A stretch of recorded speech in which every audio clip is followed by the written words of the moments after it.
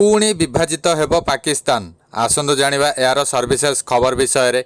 विनाशर द्वार रे छिड़ा होईची पाकिस्तान। पाकिस्तान स्थिति 1971 मसीहा भली हेबाकु जाउची, जेतेबेले भारत एहाकु दुई भागरे विभक्त करिथिला। अर्थात पुणी थरे पाकिस्तान को दुई भागरे विभक्त करा जाई पारे। पाकिस्तान रो पूर्वतन प्रधानमंत्री इमरान खान एही आशंका प्रकाश करिसंती।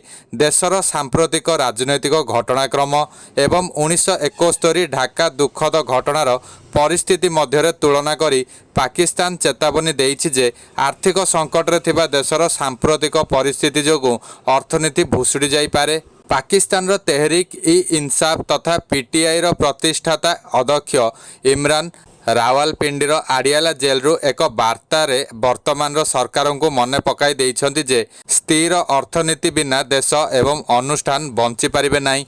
डॉन खबर कागज रिपोर्ट करिछि एभली। पीटीआई रो केंद्रीय सूचना सचिव राउफ हासन बुधवार एक सांबादिक सम्मेलन रे इमरान खान गणमाध्यम को एही वार्ता देइछंती। दलर आईनजीवी दल बुधवार जेल रे 71 वर्षीय नेता को भेटिथिले। बारिस्टर रजा गणमाध्यम को कहिसंती जे इमरान खान तांको संकल्प रे दृढ़ अछंती, किंतु देश एवं लोकंक पई चिंतित मध्य अछंती।